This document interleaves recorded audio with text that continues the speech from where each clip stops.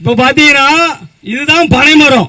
இந்த பனைமரம் வந்து தமிழ்நாட்டின் தேசிய மரம். எப்படி? தமிழ்நாட்டின் தேசிய மரம். உலக பொதுமறைன்னா திருக்குறள் தான். உலகத்துக்கே தெரியும் திருக்குறள் தான். அந்த திருக்குறளத்துல இடம் பெற்ற ரெண்டே மரம், ஒன்னு பனைமரம், இன்னொன்னு மூங்கில். உண்மையா இல்லையா? நான் வந்து டிகிரி முடிச்சிருக்கேன், போப்ஸ் காலேஜ்ல டிகிரி முடிச்சிட்டு பனையற தொழில் நம்ம பாரம்பரியமான தொழிலை விட்டுறக்கூடாது. ஊருக்கு ஊரு துணைகளை கட்டி தமிழனின் பாரம்பரியத்தையும் பண்பாட்டையும் சீர்குலைத்த அரசியல்வாதிகளுக்கு மத்தியில் ஊருக்கு ஊரு அணைகளை கட்டி நமது பாரம்பரியமான விவசாயத்தை பெருக்கியவர் நமது தாத்தா காமராஜர் என்பதை யாரும் மறந்துடக்கூடாது. மக்களே, சிந்தித்து பார்க்க வேண்டும். மாடு மேய்ச்சவனை படிக்க வச்சாரு. உண்மையா இல்லையா? அதுபோல திருக்குறளை வந்து உழுதுண்டு வாழ்வோரே வாழ்வோர் என்பது திருவள்ளுவரின் குரல்.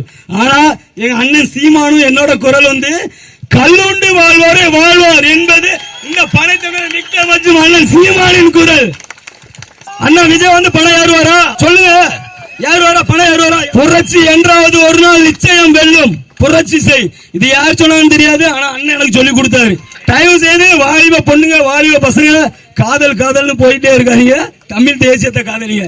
சினிமா துறையை பார்த்தீங்கன்னா காதல் காதல்னு சீரழிந்து போய்விடும். நான் அண்ணன் சொன்னேன், ஃபுல்லா காதல் லவ் தோல்வி ஆயிட்டே இருக்கு. தம்பிங்க, உனக்கு முதல் காதலி உன் பனைதான். இப்போது பனையை காதலித்துக் கொண்டிருக்கிறேன். என் வாழ்வில் நிச்சயமாக உயர்வேன் ஒரு நாள் என்று கூறி விடைபெறுகிறேன். நன்றி, வணக்கம்.